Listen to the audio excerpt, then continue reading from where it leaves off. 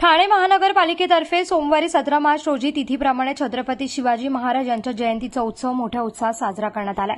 त्यानिमित्ताने मासुंदा तलाव येथील छत्रपती शिवाजी महाराज यांच्या पुतळ्यास अभिवादन करून मिरवणूक काढण्यात आली आहे।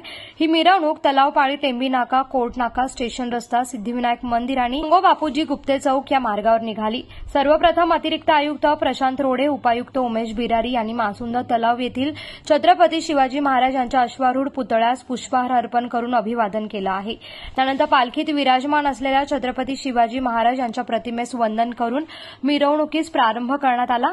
या मिरवणुकीमध्ये घोडेस्वार, लेझिम पथक, शिवकालीन खेळांचे प्रात्यक्षिक दाखवणारी पथके आणि बँड यांचा समावेश होता।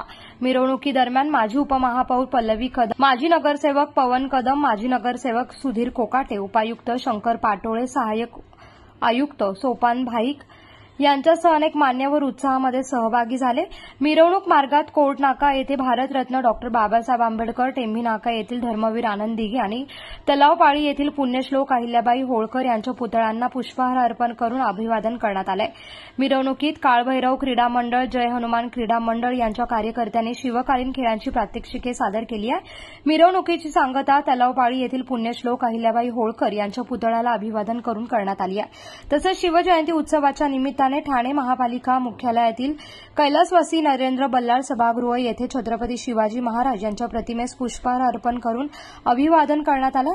त्याप्रसंगी माजी नगरसेवक संजय वाघुले, अतिरिक्त आयुक्त प्रशांत रोडे, उपायुक्त उमेश बिरारी, उपायुक्त मिनल पलांडे, विधी अधिकारी मकरंद काळे यांच्यासह महापालिकेचे अधिकारी, कर्मचारी आणि नागरिक मोठ्या संख्येने या ठिकाणी उपस्थित होते। कोकणासह परिसरातील ताज्या घडामोडींसाठी सागर डिजिटलला सबस्क्राईब करा आणि नोटिफिकेशनसाठी बेल आयकॉनवर प्रेस करा।